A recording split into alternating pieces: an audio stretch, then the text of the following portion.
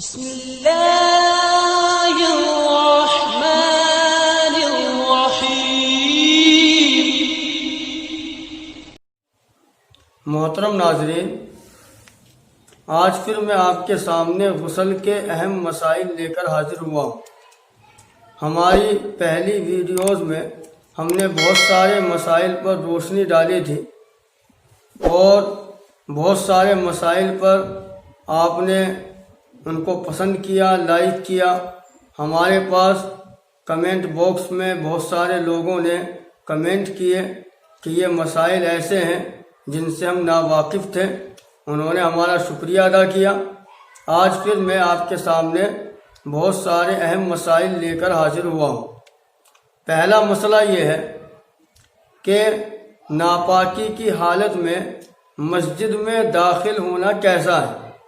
اگر کوئی انسان ناپاک ہے، اس پر غسل فرض ہے، تو اسے مسجد میں داخل ہونا چاہیے یا مسجد میں داخل نہیں ہونا چاہیے؟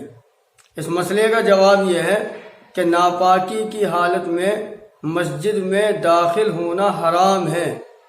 بغیر شدید مجبوری کے مسجد میں داخل ہونا جائز نہیں ہے۔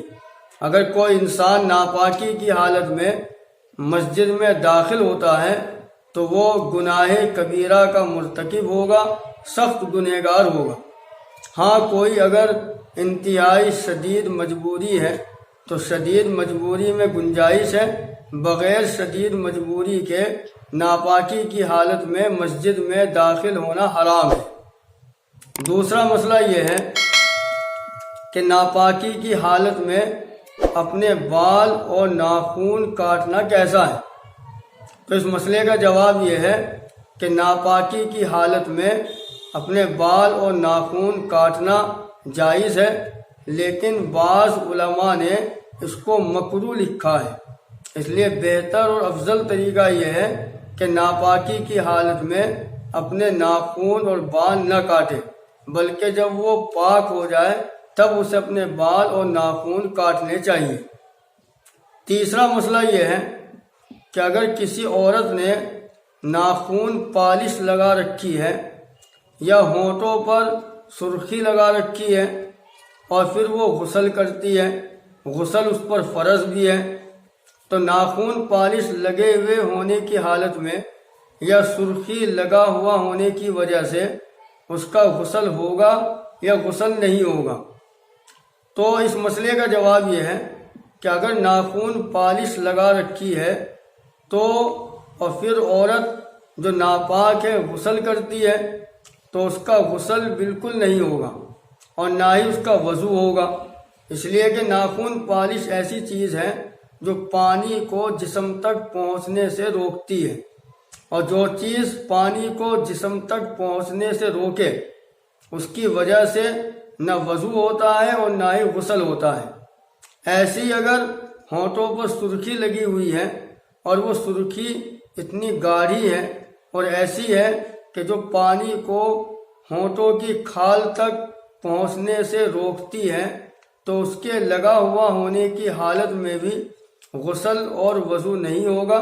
اگر غسل اور وضو کرنا ہے تو سرخی کو یا ناخن پالش کو اتارنا ضروری ہے۔ چوتھا مسئلہ یہ ہے کہ اگر کسی عورت کا انتقال ہو گیا اور اس عورت نے اپنے ناخنوں پر ناخن پالش لگا رکھی ہے یا ہونٹوں پر ایسی سرخی لگا رکھی تھی جو پانی کو کھال تک پہنچنے سے روکنے والی ہے، تو ایسی مردہ عورت کو غسل دینے کے لیے کیا ہونٹوں کی سرخی اور ناخن پالش کا اتارنا ضروری ہے یا ضروری نہیں ہے؟ تو اس مسئلے کا جواب یہ ہے کہ اگر کسی عورت نے ناخن پالش یا سرخی لگا رکھی ہے اور پھر اس کا انتقال ہو جاتا ہے تو جو عورتیں اس کو غسل دینے والی ہے ان کے لیے اس مردہ عورت کی ناخن پالش اور سرخی کا اتارنا ضروری ہے۔ اگر ناخن پالش اور سرخی نہیں اتاری گئی تو پھر اس مردہ عورت کا غسل صحیح نہیں ہوگا۔ غسل کو صحیح کرنے کے لیے ناخن پالش اور سرخی کو اتارنا ضروری ہے۔ امید ہے کہ یہ مسائل آپ کو اچھے طریقے سے سمجھ میں آئے ہوں گے۔